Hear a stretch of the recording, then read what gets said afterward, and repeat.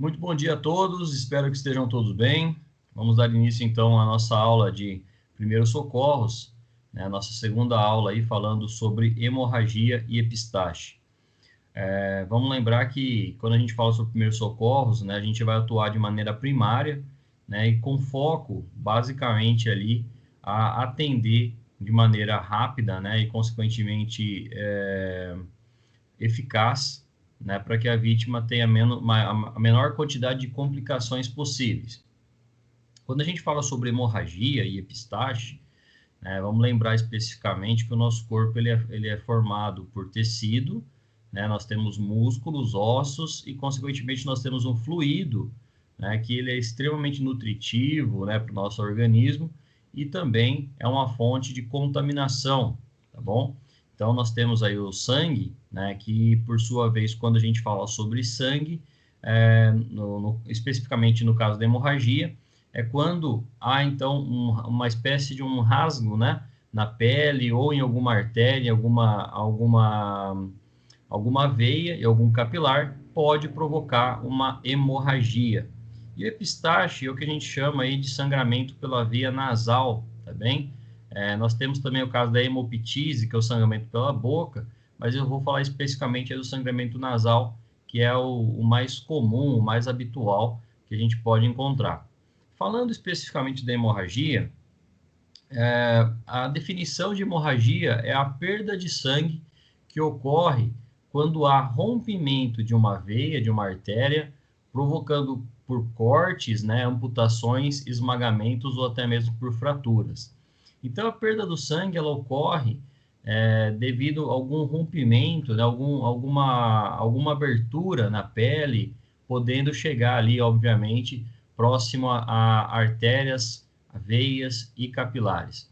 Por sua vez, essa ruptura de veias e artérias, elas vão gerar, né, uma saída de sangue daquele circuito, né, sanguíneo e vai, obviamente, fazer falta para outros órgãos, para outros locais do nosso corpo. Então, as veias e artérias, elas servem ali como condutores, né, como o encanamento, vamos falar assim, do nosso corpo. Então, todo momento que tiver alguma ruptura, algum corte dessas veias e artérias, naturalmente ela pode provocar uma hemorragia. A hemorragia vai ter uma diferenciação, né, entre hemorragia interna e externa, mas por sua vez, na maioria das vezes, né, ela ocorre de maneira externa. A gente precisa ficar muito atento com a hemorragia interna, né, é a mais prejudicial, mas naturalmente a hemorragia externa é a mais habitual. Falando especificamente aí sobre hemorragia, um corte contuso, né, que a gente chama aí na área de segurança do trabalho, é quando uma pessoa recebe alguma pancada, algum objeto cortante ali entra em contato com a pele do indivíduo e pode provocar uma perfuração, tá bem? E esse corte contuso pode levar a uma hemorragia, naturalmente, dependendo da região onde acontece. O que vai impactar naturalmente é quão profundo foi esse corte para que ele atinja ali artérias, veias e capilares. No caso de amputações, né, nós temos diversos tipos de amputações, né, nós temos casos de laceração, de avulsão, né, mas todos são chamados aí de amputações. Quando eu falo de amputação, é quando há uma retirada de um membro, né, do nosso corpo, especificamente ali de maneira abrupta, de maneira forte, né, que acabou gerando naturalmente uma hemorragia. Então, uma amputação de dedo, uma amputação de um braço, de uma mão, naturalmente haverá muito sangue, né, haverá muita presença de sangue nessas lesões, tá bem? O caso de esmagamentos, né, eu vou falar associar aí a fratura, que o esmagamento geralmente está associado, né, a um objeto, a uma queda de um objeto sobre um membro, podendo provocar, então, um esmagamento e, consequentemente, uma fratura. Fratura, nós temos mais de 8 tipos de fratura, né? Fratura comunitiva, fratura dividida em 2 partes, em 3 partes, todas essas são fraturas. Mas quando a retirada, né, vamos falar assim, a descontinuação óssea, né, de um membro, haverá naturalmente uma fratura. E o problema maior da fratura é que o osso, quando ele é quebrado, ele se torna uma espécie de lança, uma espécie de uma faca dentro do organismo. Por sua vez, essa fratura ela vai gerar naturalmente ali uma lança, né? E a qualquer movimento, essa lança pode chegar ali a perfurar veias e artérias mais calibrosas e gerar uma hemorragia, tanto externa, interna como externa. Então, a preocupação maior da fratura, né, a qualquer momento que a gente observa um sinal de hemorragia, é conter aquela hemorragia e, se no caso for identificada uma fratura, imobilizar essa fratura. O nosso papel enquanto profissional da segurança do trabalho, obviamente, é ficar de apoio, de suporte para a equipe médica, para a equipe de enfermagem, para os profissionais que vão atuar nos primeiros socorros. Mas se muitas vezes a gente for o profissional ali de primeiro contato, né, a gente deve, né, conhecer aí as técnicas de primeiros socorros, e a gente vai ver isso na aula prática, de como imobilizar, como conter, né, e isso ajuda muito, né, a sobrevivência e, consequentemente, a manutenção daquele membro lesado, né, seja ele por amputação, corte, esmagamento ou fratura. Os riscos da hemorragia, né, a gente tem aí vários riscos, né, da hemorragia. Entretanto, o risco primordial aqui é o risco de choque hemorrágico, né? A gente vai falar sobre esses dois aqui, principalmente a questão da infecção, mas o choque hemorrágico, quando a gente conhece um pouquinho de anatomia e de fisiologia, que é o funcionamento do corpo, o choque hemorrágico ele está ligado, né, a uma situação onde há uma perda contínua de sangue, e devido a essa grande perda de volume de sangue, torna impossível do coração realizar o seu papel, que é bombear sangue, né? Então, quando a gente fala sobre a saída do sangue do nosso organismo, né, pode gerar, obviamente, um choque hemorrágico, porque faltará sangue a todos os órgãos, podendo levar até uma falência dos órgãos, evoluindo com uma falência múltipla e, consequentemente, a morte do indivíduo. Então, o choque hemorrágico é como se a gente tivesse, vamos imaginar, uma bolsa, né, de sangue, e há uma perfuração. Esse sangue vai sair todo por aquela bolsa, né, e naturalmente vai faltar em alguns outros órgãos. O nosso corpo ele é muito bem delimitado, né, através de formas, estruturas, e especificamente em alguns locais do nosso corpo, a divisões, né, de veias e artérias, de veias mais calibrosas para menos calibrosas, né, em relação ao tamanho, justamente para que elas consigam, né, ter abrangência para todo o corpo. Mas no momento em que há uma hemorragia, se a gente não conter essa hemorragia de maneira rápida, pode gerar um choque hemorrágico, né, e naturalmente a vítima pode chegar ali para apresentar uma falência desses órgãos e, consequentemente, a morte. O choque hemorrágico, ele é muito comum em duas artérias especificamente, né? A artéria carótida, que é a artéria que fica no pescoço, e uma artéria femoral, né? Que ela fica numa parte mais interna da região da coxa, né? Próximo ali ao membro inferior, né? No membro inferior, na coxa. Então, o choque hemorrágico, ele gera naturalmente uma perda, né? Extravasamento de sangue, onde faltará sangue para o organismo, para todo o organismo, e haverá naturalmente ali uma dificuldade, né, uma fraqueza do coração, gerando naturalmente uma falência dos demais órgãos e evoluindo em casos mais sérios aí para a morte. E a possibilidade de infecção, né, pessoal? Quando a gente fala de infecção, é a agência, né, a entrada de micro-organismos, bactérias, fungos presentes na nossa corrente sanguínea. Falando sobre infecção especificamente, vamos lembrar que a gente tem várias formas, né, de ter uma infecção no nosso organismo, muitas vezes por via oral, via digestória, né, a gente acaba tomando comendo, né, ou ingerindo algum produto que possa gerar uma infecção, também, porque haverá uma proliferação de bactérias dentro do nosso organismo e haverá essa infecção. Mas a infecção no sangue, ela é muito comum, né, em acidentes, principalmente os acidentes automobilísticos, acidentes de trabalho.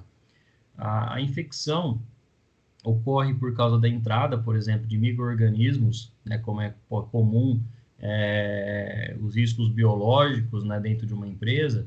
Muita gente associa que risco biológico está presente só em hospital, só em posto de saúde, mas o risco biológico está presente no ar, ele está presente no toque, ele está presente por uma série de situações. Se você vai prestar um atendimento de primeiros socorros, a primeira possibilidade que a gente tem que ter é se munir ali de EPIs, calçar a luva, utilizar um óculos de proteção, máscara, né? Para que exatamente a gente também não tenha uma fonte de contaminação para o paciente e automaticamente que a gente não se contamine. A infecção, né? Vou dar um exemplo para vocês, quando a gente fala sobre acidente automobilístico, eu tenho um conhecido que sofreu um acidente automobilístico uma vez, né? E ele não teve choque hemorrágico, né? Ele teve uma fratura no membro inferior e ele acabou gerando, né? Uma contaminação, uma infecção do membro inferior dele e gerou uma doença chamada osteomielite, né? Que é uma inflamação dentro da parte óssea do nosso corpo. Então, o que o organismo dele faz? Ele tenta produzir, né, o sangue, ele produz ali os tecidos ósseos e todo o tecido dele já sai ali com uma fonte de contaminação. Então, ele tem uma infecção dentro do próprio organismo, né, e naturalmente isso impossibilita ele de uma série de atividades que ele realizava antes. Existe tratamento, o tratamento é longo, né, porém, né, existe muita preocupação, né, para que não haja ali uma infecção generalizada, por exemplo.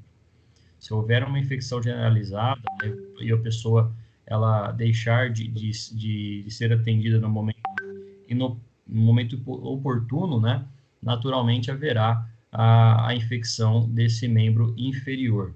Quando a gente fala ainda de hemorragia, pessoal, riscos maiores, né, então são choques hemorrágicos e a possibilidade de infecção. Quando a gente fala ainda de hemorragia, vamos lembrar naturalmente que o sangue ele está presente ali com nutrientes, né, no nosso organismo e ele serve para levar oxigênio, glicose, né, e automaticamente nutrir, né, através de energia todos os nossos órgãos do corpo, tá? O sangue ele consegue realizar essa atividade, tá bom? Entretanto, se a gente for analisar de maneira mais laboratorial o sangue, ele tem a presença ali de glóbulos vermelhos, glóbulos brancos, haverá ali possivelmente, né, um pouco de gordura também, haverá naturalmente ali células de defesa. Então, no momento em que há hemorragia, a gente está perdendo tudo isso, né? E naturalmente o organismo vai sentir falta e vai fazer falta em alguma parte do nosso corpo.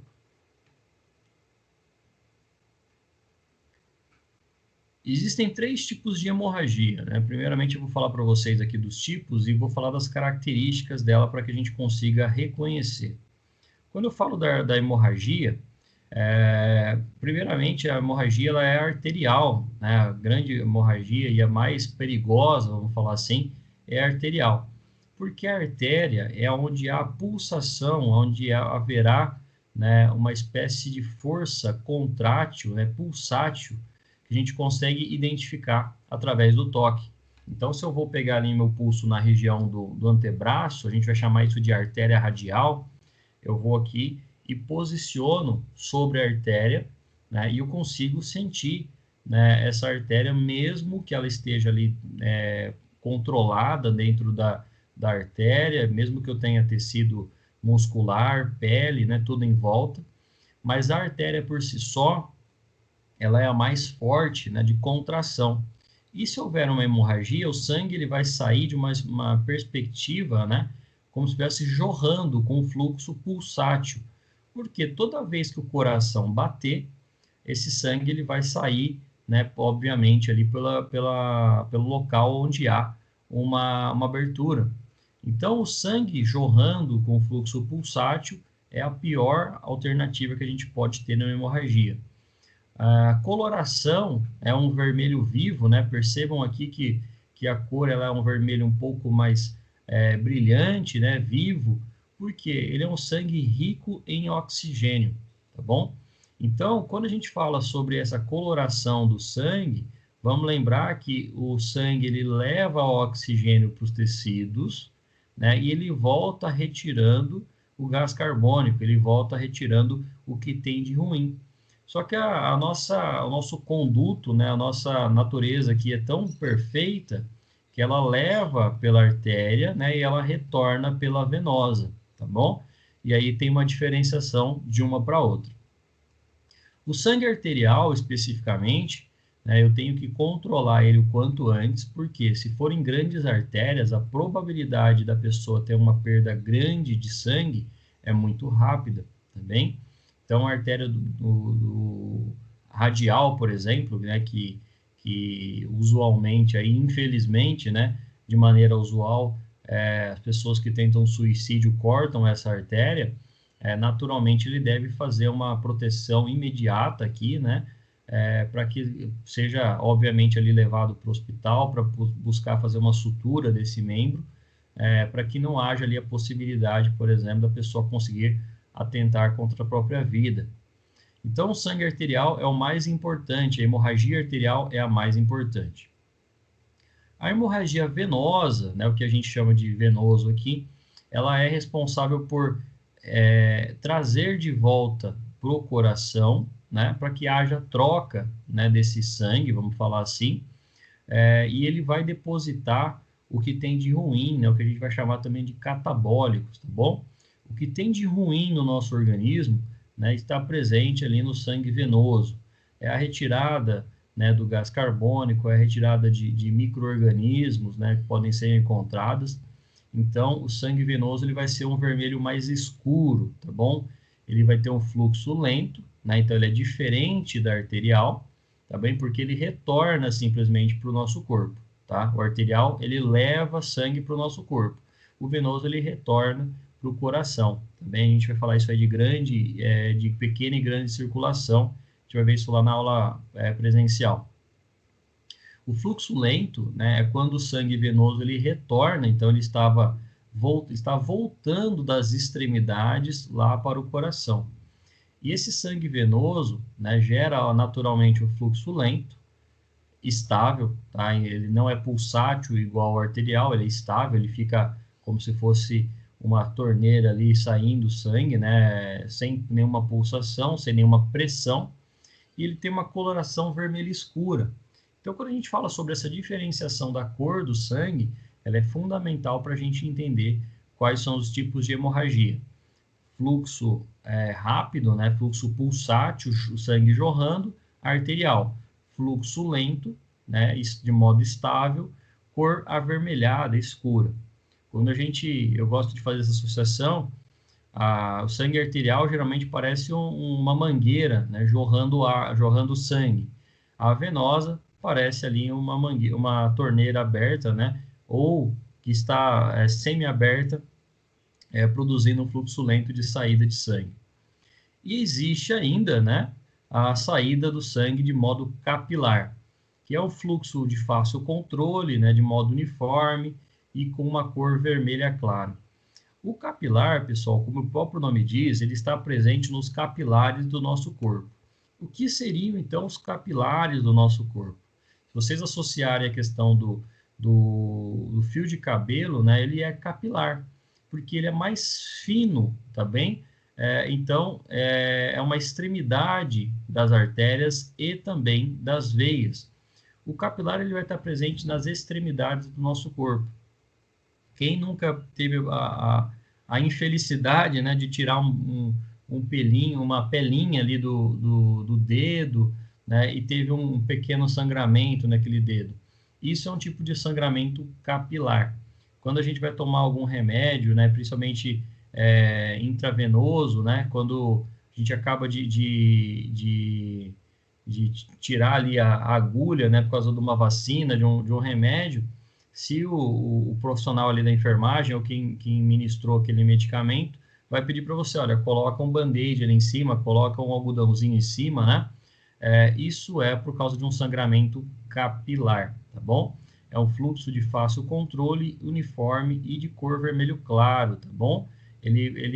Na verdade, ele é um vermelho meio esbranquiçado, né? Porque ele é um sangue com um pouco mais de oxigênio do que o venoso, tá bem? Mas naturalmente ele faz controle. A parte boa de tudo isso, pessoal, que o nosso organismo ele já tem ali a presença de uma cascata de coagulação através de inúmeros organismos bem delimitados que vão participar da cicatrização. Cabe e compete a gente, enquanto profissionais ali de primeiro contato no primeiros socorros, estancar a hemorragia, tá bom? Colocar ali algum objeto para que consiga diminuir a pressão desse sangue e, naturalmente, fazer um mais rápido controle para que a pessoa não tenha a possibilidade de ter um choque hemorrágico ou ainda a presença de alguma infecção. Por isso que é fundamental a gente utilizar equipamentos que estejam ali mais higienizados possível, né, com uma asepsia possível. Lembrando, então, como identificar, né, os tipos de sangramento arterial, venoso ou capilar. O arterial, o sangue que sai das artérias é vermelho vivo e ele esguicha, né? Lembra que eu falei lá da semelhança com uma mangueira, por exemplo? Ele vai sair de modo rápido, forte, bem? O sangue que sai das veias flui uniformemente e possui uma coloração escura. Isso vai ser o tipo de sangramento venoso, tá bom? Vamos lembrar que ele vai ter uma coloração escura, ele já é diferente da artéria nesse sentido, pela cor. E a questão do sangramento arterial, a diferença é que o arterial esguicha e o venoso, ele possui ali uma fluidez uniforme, né? Ele vai sair sempre a mesma quantidade. Geralmente ele está parecendo, né, uma espécie ele pode inclusive criar uma espécie de uma poça no próprio braço do indivíduo, né? Se for um sangramento venoso, ele vai começar a escorrer pelo próprio membro que foi lesado, tá bem? Já a artéria vai esguichar, vai conseguir fazer esse sangramento sair de maneira mais forte. E nós temos ainda o capilar. Quando sai dos capilares, o sangue flui bem devagar, aí é muito mais fácil fazer o seu controle, né? Simplesmente, algumas pessoas têm o hábito de querer colocar na boca, né? Para ver se para de sair esse sangramento. Algumas pessoas colocam a mão debaixo da água ali para fazer um controle mais rápido também. É óbvio que numa situação de hemorragia, né? Não temos muito tempo para pensar que ele é sangramento venoso, arterial ou ele é capilar. Por isso que a gente tem que praticar isso aí futuramente e entender essa diferenciação entre cada tipo de hemorragia. Vamos só para a gente fixar, a arterial ela é vermelha vivo e esguicha, tá bem? O venoso, ele é uma coloração mais escura, né? E ele flui de modo uniforme, né? Percebam aqui a diferença, que o sangue está subindo na artéria, né? Mesmo na posição com o braço deitado, né? A tendência era do sangue não sair. E mesmo, né, com o braço deitado, a artéria está jorrando aqui, está fazendo, né, uma pressão forte para que o sangue saia de modo mais rápido, por causa da pulsação, né? Já no caso do sangue venoso, há naturalmente ali uma fluidez desse sangramento, então os dois são importantes, mas esse aqui, o arterial, é o mais importante. E o capilar, vocês podem ver uma ponta de do sangue, né? Um pontinho de sangue presente no membro que foi lesado. O que deve ser feito, então, no caso de uma hemorragia? A primeira parte que a gente deve se preparar para uma hemorragia, né, além do que a gente está vendo aqui de passo a passo, é saber que a hemorragia é uma fonte de contaminação, tanto para o socorrista, como também para a própria vítima, né? A vítima, quando ela tem uma perda de sangue, não adianta a gente tentar colocar o sangue de volta ali, a gente não vai conseguir fazer isso, tá bem? E esse sangue que ele sai do organismo, quando ele entra em contato com o meio ambiente que ele está, ele já se torna contaminado. E, além disso, esse sangue, quando ele sai do nosso organismo, ele produz, naturalmente, ele começa a exudar, né? Ele começa a ter uma proliferação grande de bactérias, tá bem? E ele não pode, né, porventura, ele não pode ser reaproveitado, né? Justamente porque ele vai ter a possibilidade de uma coagulação rápida, né? E isso dentro da corrente sanguínea vai gerar naturalmente algum prejuízo para o nosso organismo. Então, o que eu devo fazer em primeiro momento quando eu identifico uma hemorragia, né? Vamos lembrar se for uma artéria, se for venosa ou se for arterial. Se for uma hemorragia arterial ou venosa, o que eu já posso fazer de maneira rápida é fazer a compressa direta sobre a lesão com o pano limpo, ou se eu tiver ainda uma gase estéril, né? Colocar aquela gase em cima do membro lesado. Então, vamos supor que eu estou com o meu braço lesado aqui, né? Eu tive uma fratura do meu antebraço, eu tenho um sangramento hemorrágico arterial nesse antebraço. Eu vou pegar um pano, né? Vou colocar ele em cima e vou procurar atendimento médico, tá? Deve ser feita a compressão de modo direto. Isso é a compressão que a gente fala de modo direto. Colocar um pano limpo sobre a lesão que ocorreu. Então, esse pano limpo, ele vai ficar ali e não deve ser retirado. Eu vou explicar um pouquinho mais à frente o porquê. Quando eu faço essa compressão direta, né, vamos lembrar naturalmente que eu tenho que conhecer um pouquinho de anatomia, né? Se for no meu antebraço, a tendência é que a pessoa, quando ela ficar sentada ou deitada, ela estique o braço. Então, se for no caso uma lesão do membro superior, eu vou indicar, a gente vai orientar um pouquinho mais à frente, de colocar o membro sobre a cabeça, tá bem? Porque o coração, ele está aqui no nosso nível próximo, no tórax, né? E quando eu elevo, né, esse antebraço que teve uma lesão e produziu uma hemorragia, eu devo controlar a hemorragia. E a partir do momento que eu elevo, eu tenho uma dificuldade do sangue de subir. E essa dificuldade do sangue de subir faz com que o sangue demore, né, a chegar ali no local do sangramento, a chegar no local onde teve a fratura ou teve o corte.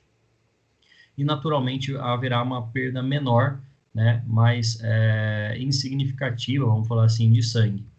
Então, ao fazer essa compressão, no caso do membro superior, eu já elevo, também, eu comprimo e faço a elevação do membro sobre a minha cabeça, tá bem? Sou a cabeça da vítima no caso. Se for o caso de uma lesão indireta, né, e eu não tiver como fazer essa compressão, eu faço acima do nível da lesão. Vamos lembrar que eu tenho o meu antebraço aqui, né, mas acima do meu antebraço eu tenho o cotovelo e tenho o ombro também. Antigamente isso é chamado de garrote, né, o garroteamento.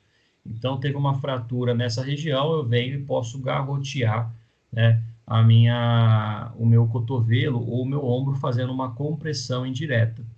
E essa compressão indireta favorece uma diminuição também da saída do sangue pelo local onde teve a lesão. Afinal de contas, eu estou segurando, estou apertando, né, algumas artérias e veias para que não haja ali naturalmente uma saída maior de sangue. E não se deve, em hipótese alguma, retirar as compressas ensopadas. Por quê? Quando eu coloco uma compressa ensopada sobre o sangue ele começa a se coagular, ele começa a se solidificar. Ali nessa solidificação, há o que a gente chama de cascata de coagulação, ou como se fosse organismos no nosso sangue, né, que são organismos do nosso sangue, que servem para fazer a cicatrização e diminuir a saída de sangue do nosso corpo. É aquela casquinha, né, da ferida que a gente não deve retirar. Então, a partir do momento que eu coloco aquela compressa, né, se ela depois de ensopada eu retirar e colocar outra, eu estou retirando o que tem de bom também naquele sangue, né, que vai facilitar e que vai favorecer uma cicatrização. Então, eu só vou colocando ainda mais panos limpos, ainda mais gases, né, para que não haja uma hemorragia, não volte a sangrar, tá bem? Muitas vezes a pessoa vai, coloca uma compressão e aí tira. No momento que ela tira, ela está arrancando, né? E está fazendo naturalmente que a ferida continue a sair sangue naquele corte. Então, eu só simplesmente vou colocando uma camada de pano uma sobre a outra até a chegada no hospital. Lá no hospital, muito provavelmente vão retirar, vão lavar essa lesão, vão colocar ainda mais panos limpos e gases em cima desse corte ou dessa fratura, para que consiga estancar esse sangramento de modo mais rápido, né? E vamos lembrar também que no hospital muitas vezes vai ter medicamentos que vão controlar esse sangramento, que podem diminuir, por exemplo, o batimento cardíaco, para que o sangramento não seja tão rápido, né? Então, apenas colocar mais compressas limpas sobre o local da lesão. Então, esse aqui é um tipo de sangramento, né? E eu vou deixar vocês aí um minutinho para vocês responderem para mim essa pergunta, né? Esse tipo de sangramento aqui, na opinião de vocês, ele é arterial, venoso ou capilar?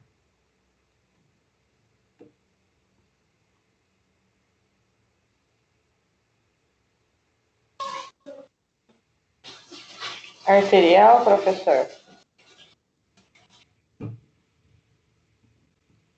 Vamos lá. A Aline falou que é arterial. Alguém mais?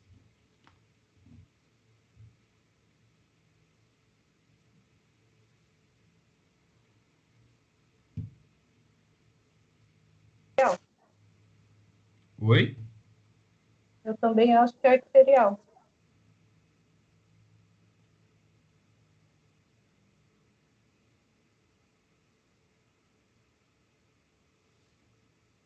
Mais alguém?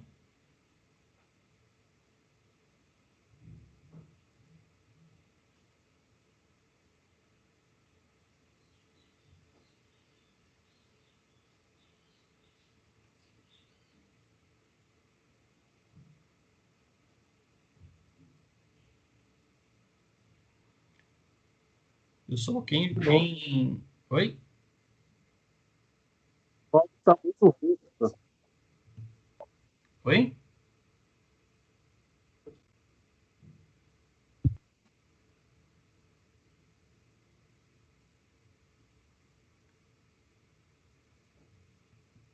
Pessoal, quem acredita aí que é arterial, né, está errado.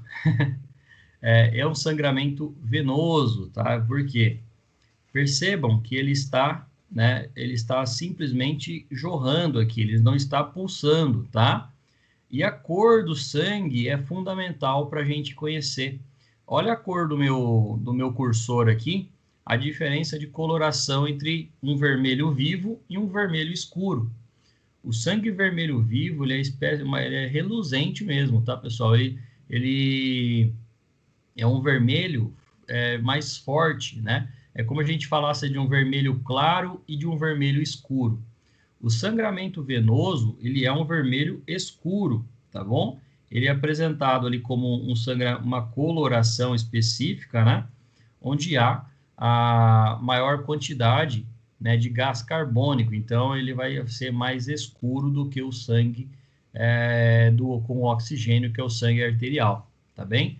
Então, vamos memorizar essa questão das cores, né? O vermelho claro, sangue arterial; vermelho escuro, sangue venoso; vermelho pulsátil, sangue arterial; vermelho jorrando ali, sangue venoso, tá bem? Se vocês tivessem aqui o sangramento para cima, né, ele seria um sangramento arterial. Então, percebam que ele está descendo, né? Então, isso é um sangramento venoso, né? Dá até para ver uma gotinha que foi formada aqui pela quantidade de sangue, tá bem? Então, o que eu devo fazer no caso da hemorragia, né? Primeiro momento, né? Eu vou levantar ali, obviamente que eu vou colocar uma compressão, né, da gaze, né? E na sequência levantar o local do ferimento o mais alto possível. Se for em relação ao membro superior, percebam a localização aqui do nosso coração, né? Que ele fica centralizado no peito, né, mais inclinado à esquerda. Então, eu vou ter aqui duas artérias que derivam do coração, que são chamadas de carótidas, tá bem? E essas artérias carótidas, por exemplo, são as mais graves, né, se porventura tiver um foco hemorrágico, tá? Porque é um local onde eu não permito, né, dobrar, né, diminuir, realizar um movimento ali para diminuir o sangramento. Eu consigo só colocar uma compressão e levar a pessoa para o hospital o mais urgentemente possível. Agora, se for no antebraço, né, vamos lembrar que tem o coração aqui, que ele vai sair através de uma artéria chamada braquial, ela vai chegar aqui na região do cotovelo, né, através de um pulso cubital, e depois ela vai chegar aqui na frente com uma artéria radial, tá? Vai ter vários nomes, tá, pessoal? Braquiradial, radial, tem derivações desses nomes, tá bem? Mas a artéria radial, né, ela sai aqui do coração, desce, vem aqui para sentido o ombro, né, ela sobe aqui sentido o ombro, e depois ela desce aqui sentido o cotovelo até chegar nas extremidades da mão. Quando eu falo, então, de hemorragia, nessa região do membro superior, eu devo fazer uma elevação do ferimento o mais alto possível, né, se for acima da altura do coração, tá bem? Então, como eu vou tentar mostrar aqui para vocês, eu comprimo, né, aquele antebraço e elevo em cima da cabeça. E a pessoa vai assim até da entrada no hospital, tá? Por quê? Eu faço uma compressão e, naturalmente, eu elevo o membro acima do coração. Então, é esse o procedimento que deve ser feito no caso de ferimentos e hemorragias do membro superior. No membro inferior, muda um pouco, né? Porque a sistemática, né? O mecanismo do trauma, a vítima, muitas vezes, com uma lesão no membro inferior, especificamente um sangramento, ela já vai se encontrar deitada. Tá? Então, se ela tiver um sangramento no membro inferior, o que eu devo fazer? A compressão e a elevação. Se ela estiver deitada, né? Eu vou elevar aqui a região do membro inferior. Isso é o que a gente chama de compressão direta com elevação. E eu também posso fazer a compressão indireta, né? Então, nesse caso aqui, percebam, né, que a vítima, né, está aqui com o membro superior elevado, existe uma compressão feita com uma gaze, mas o socorrista está segurando, né, está palpando aqui, provavelmente uma artéria mais braquial, né, mais próxima ao braço, para diminuir a possibilidade de sangramento, né, e do sangue ele se tornar mais pulsátil. E o mesmo acontece no membro inferior, só que no caso que ele está com um sangramento na região, provavelmente aqui na região posterior do membro inferior, né, o que a gente vai chamar aqui do músculo gastrocnêmio, e ele está com o outro braço dele, a outra mão dele aqui, fazendo uma compressão indireta, né, da artéria femoral. Tá? Então, isso favorece, né, a diminuição da hemorragia em todo o corpo, tá bom? Para que não haja ali um extravasamento sanguíneo muito mais rápido, né? Então, eu preciso comprimir e elevar e realizar uma compressão indireta. Fiquem tranquilos que a gente vai ver isso lá na prática também. Epistaxe, né, é o que a gente chama aí de sangramento nasal. A epistaxe, pessoal, ela ocorre, né, não existe ainda 100% de certeza de quais os motivos desse sangramento nasal. Mas vamos lembrar que o sangue, né, saindo por nosso corpo em todo local, ele é ruim. Entretanto, na região nasal, vai atrapalhar, vai impedir, né, a nossa respiração. Então, o sangramento nasal é um tipo de hemorragia frequente que, por sua vez, quando ele ocorre no nosso organismo, né, quando ele acontece aí no nariz especificamente, ele interrompe a respiração ou ele atrapalha a respiração. Porque a partir do momento que o oxigênio ele está entrando, né, no nosso nariz, haverá ali a saída, né, de sangue, né, pelo nariz. E esse sangue, geralmente ele sai aqui, ele é um pouco mais escuro, tá? E aí, na opinião de vocês, esse sangramento ele é arterial, venoso ou capilar?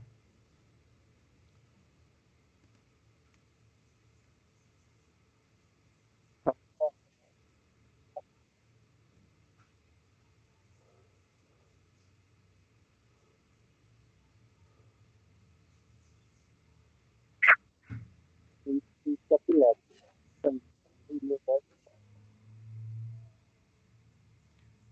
Marcelo falou que acha que é capilar, né, Marcelo?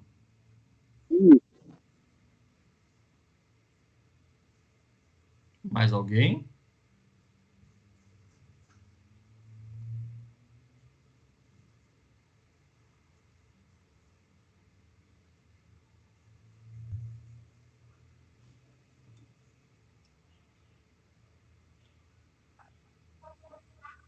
Capilar, professor, também acho. Exatamente, pessoal. O sangramento capilar, ele está presente nas extremidades, tá? Então percebam aqui que ele tem a mistura de um vermelho mais claro com um vermelho mais escuro, tá bem? E esse sangramento capilar, quando ele ocorre, ele é mais fácil de ser contido, tá? Não significa que ele vai ser mais prático, tá bom? Mas ele é mais fácil de ser contido do que o sangramento venoso ou arterial. É um tipo de hemorragia frequente que muitas vezes a gente associa a usar, por exemplo, um pedaço de papel higiênico, né, o que tiver na hora ali, você coloca no nariz. E antigamente se falava para a vítima, né, colocar a cabeça para trás. Vocês vão ver que isso é errado. Eu já vou explicar isso, o porquê.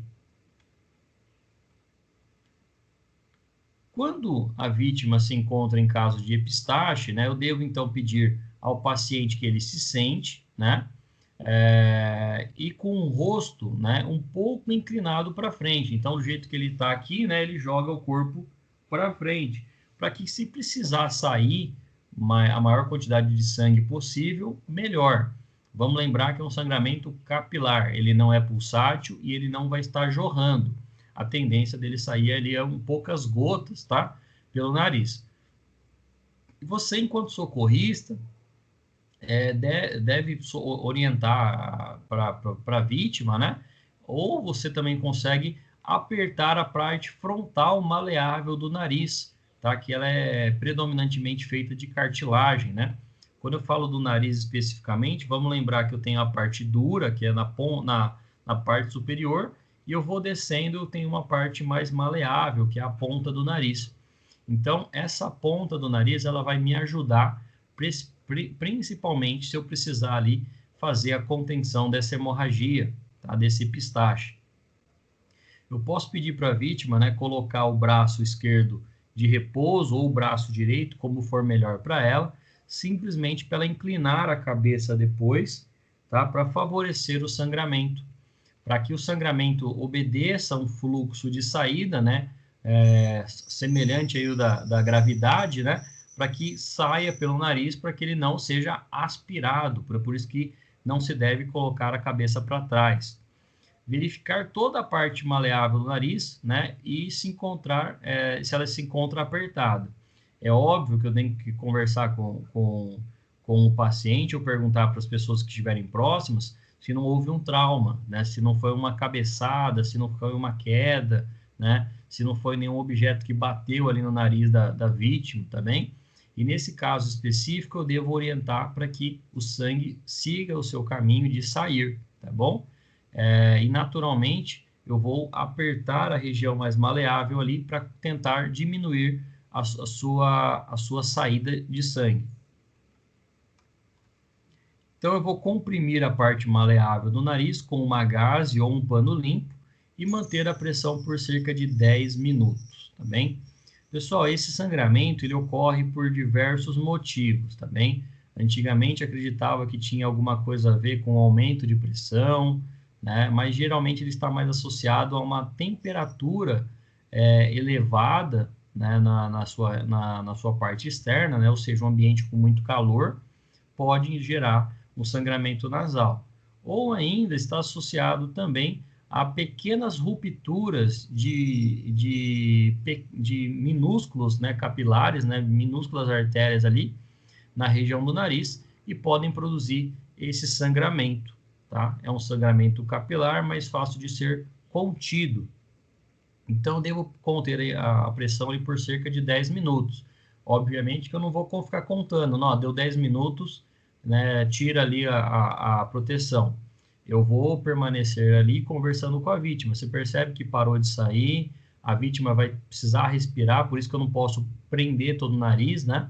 Eu vou orientando para ele respirar pela boca, mas eu não vou apertar todo o nariz. Eu vou segurar na parte menos maleável, simplesmente, e colocar ali um pano limpo ou uma gaze para tentar conter esse sangramento. Vamos falar um pouquinho para vocês do que a gente conhece aí como derrame cerebral, né? Ou como ele é vulgarmente conhecido como derrame cerebral. Nós temos ainda a possibilidade de chamar de AVC e aí ainda o nome mais aceitável aí dentro da área médica, que é o AVE, tá bom? O acidente vascular encefálico, acidente vascular cerebral ou basicamente derrame. Quando a gente fala sobre AVC e AVE, né, a gente vai ver isso muito mais na parte prática de como conter, né, ou direcionar ali naturalmente um paciente que está passando por uma situação de um derrame cerebral. Mas nós temos uma diferenciação entre o isquêmico, o hemorrágico e o subaracnoide, tá bom? Vamos fazer uma separação aqui, que em 70% dos casos eles são isquêmicos, né? São menos graves, vamos falar assim, né? 20% hemorrágico e 10% subaracnoide, tá? A parte subaracnoide, ela está ligada naturalmente às meninges do cérebro, que são camadas de proteção, tá bem? O hemorrágico é quando há um extravasamento de sangue, principalmente na região que a gente vai conhecer na anatomia como polígono de Willis, né, que são 5 artérias que elas cobrem, né, todo o cérebro, né, todo o encéfalo. Eles são artérias que vão levar o sangue para todo o cérebro. Se houver uma ruptura nessas artérias especificamente, o AVE, o AVC, vai ser caracterizado como hemorrágico. E nós temos o AVC, ou AVE, ou derrame isquêmico, que ele é concentrado em determinada parte do nosso cérebro também. Muitas vezes a pessoa que tem o AVC isquêmico, às vezes nem percebe que teve o AVC. Ele vai fazer um exame de rotina e o médico identifica, ó, existe ali um ponto, né, de AVC, né, e foi isquêmico, mas não teve alteração na fala, não teve alteração no modo de andar, não houve alteração nenhuma, né, no nosso organismo. Já o AVC hemorrágico, né, é uma das partes piores aí em relação ao prognóstico, porque quando o sangramento ele sai da região do polígono de Willis, em toda a região do nosso encéfalo, a tendência dele é contaminar, vamos falar assim, né, a aumentar a abrangência de todo o cérebro. Então, isso pode ocasionar naturalmente, além do sangramento, né, que vai produzir um inchaço do cérebro, pode provocar também uma espécie de coagulação de todo o cérebro. E aí a tendência do prognóstico aí é muito, muito alta, né, de prognóstico para morte. E existe a subaracnoide, que ela ocorre na região mais externa do nosso cérebro, né, e vai naturalmente ali impedir, por exemplo, a entrada de nutrientes para o nosso cérebro, tá bem? Então, esse subaracnoide geralmente acontece em uma parte específica, né? Vamos falar assim do que a gente vai chamar de meninge, né? Que é a camada protetora em volta do cérebro e, por sua vez, ela vai acabando ali, passando, vamos falar assim, uma meninge, várias meninges até chegar no cérebro, também. Essa aqui também a pessoa tem, ela às vezes nem sabe que teve, ela vai passar para um médico uma vez um pouco mais atento e acaba identificando, tá bom? A subaracnoide, ela está ligado bastante à infecção também, tá? Então, ela pode ter uma característica bem semelhante a uma meningite, mas é um AVC subaracnoide, né? Muitos anos aí foi identificado como uma meningite, mas na verdade era uma infecção que chegou ao cérebro e ocasionou uma lesão, um derrame cerebral subaracnoide. O que eu devo fazer, né? Primeiramente, entender que o sintoma de um paciente com acidente vascular cerebral, ele inclui dificuldade em andar, falar, compreender. Então, se você está conversando com uma pessoa e ela começa a não conseguir andar, ela começa a balbuciar algumas palavras, né? Ela começa a mudar um pouco o seu tom de fala, a sua forma de desenvolver uma frase, né? Isso gera uma dificuldade também em compreender também o que está sendo dito. Então, você pergunta uma coisa simples para ela, né? 2 mais 2, ela não consegue fazer esse raciocínio, tá bom? Então, a gente tem uma característica de pedir primeiramente para a vítima sorrir, né? Para observar uma simetria, se ela vai sorrir, a tendência é que os dois lados do corpo, os dois lados da face acompanhem, né? Esse sintoma. Agora, se somente um lado subir e o outro não, haverá naturalmente ali uma dificuldade, né? Uma probabilidade muito grande de um AVC, né? De um derrame cerebral. Se ela tiver uma alteração na fala também, né? Se ela começar a tentar conjugar verbos, a falar algumas palavras e ficar com uma fala mais pastosa, tá? É como ela estivesse falando desse jeito, né? Significa aí que a pessoa está apresentando já um sinal de um AVC. E a questão de compreender também. Então, alguns profissionais aí mais atentos, né, desenvolveram uma técnica de pedir para a pessoa cantar uma música, ou começa a cantar uma música que todo mundo sabe o refrão, né, que todo mundo deveria saber o refrão, né, e pede para a pessoa continuar.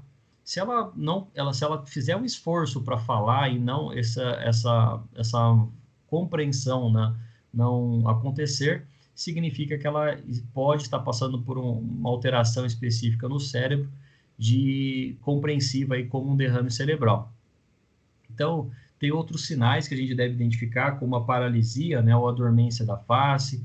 A pessoa relata que a face tá gelada, né, que ela não sente o rosto, que ela não sente o braço ou uma perna. Podem ser sinais de um AVC e um AVE, né, um derrame cerebral.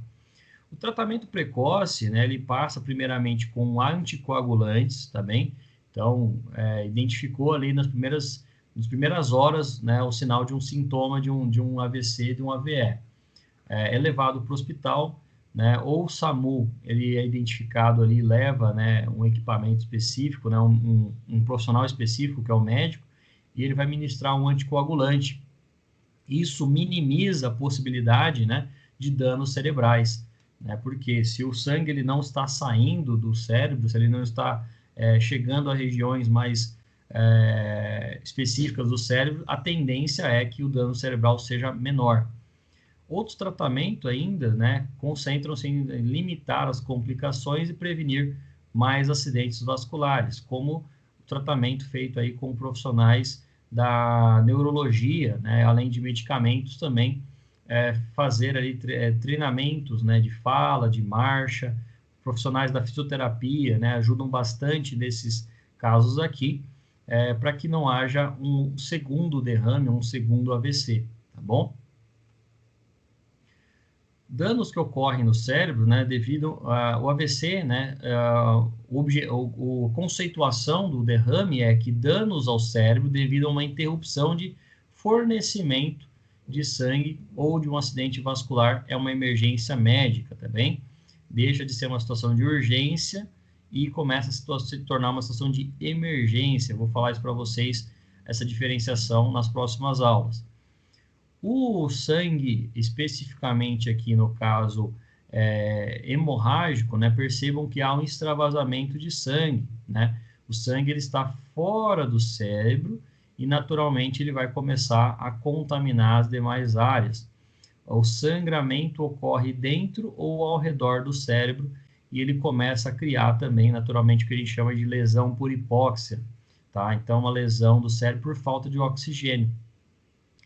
E a lesão por hipóxia também vai acontecer na isquemia, né? Então, há um coágulo, né, aqui na região da artéria do nosso cérebro. Um coágulo pode ser por gordura, pode ser por um tumor cerebral, pode ser por por vários motivos que vão ocasionar uma isquemia, e o coágulo vai bloquear o fluxo de sangue para determinada área do cérebro.